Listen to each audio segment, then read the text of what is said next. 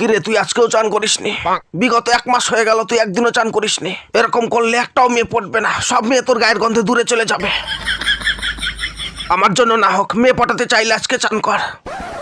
জীবনে আর কিচ্ছু চাইবো না তোমার কাছে, শুধু একবার স্নান। আজকে স্নান করো তুমি। ক্ষমা করো, আমি পারবো না।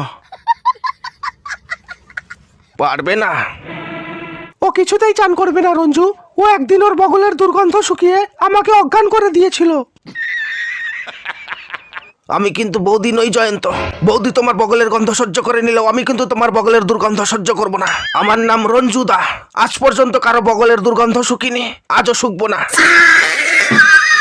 স্নান তোমাকে করতেই হবে, প্রয়োজন হলে জীবনের শেষ চান। চান করবে না? না রঞ্জুদা। বল স্নান করবি কিনা বল। দেখো জয়ন্ত, আমি তোমাকে শেষবারের মতো বলছি, স্নান করবে কিনা বলো। না, আপনি আমাকে মারতে মারতে মেরে ফেললেও চান আমি করতে পারবো না রঞ্জুদা। খুব ঠান্ডা লাগে। চান করবে না? না, ঠান্ডা। রঞ্জু ছেড়ে দে ওকে। রঞ্জু ছেড়ে দেবো? হ্যাঁ ছেড়ে দে।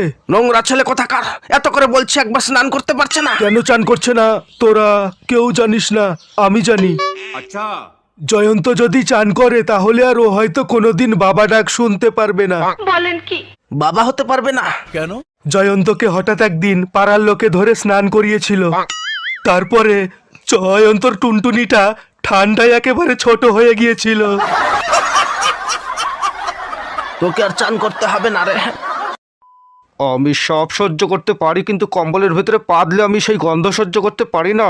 আর তোমার পাদের খুবই দুর্গন্ধ হয়। আমার পা এসেছিল তাই পেয়েছি, তার জন্য তুমি আমাকে দোষ দিচ্ছ কেন? তোমার দোষ এটাই যে তুমি তোমার পায়খানা চেপে পেট ফুলে থাকলেও শীতের ভয়ে পায়খানা করো না, আর গ্যাসগুলো কম্বলের মধ্যেই ছাড়ো।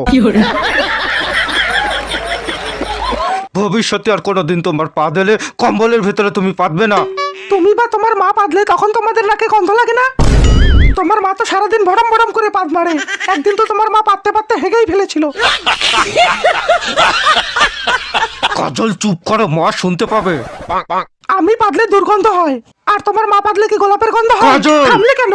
মারো, আরো মারো। তোমার মা সারা বাড়ি বেঁধে বেড়াই, তখন কোনো দোষ নেই, আর আমি পাদলেই যত দোষ হয়ে যায়। মন খুলে যে পাতবো তারও কোনো স্বাধীনতা নেই। শান্তি করে একটু পাততেও পারি না। একটু পাতবো তাও যত দোষ।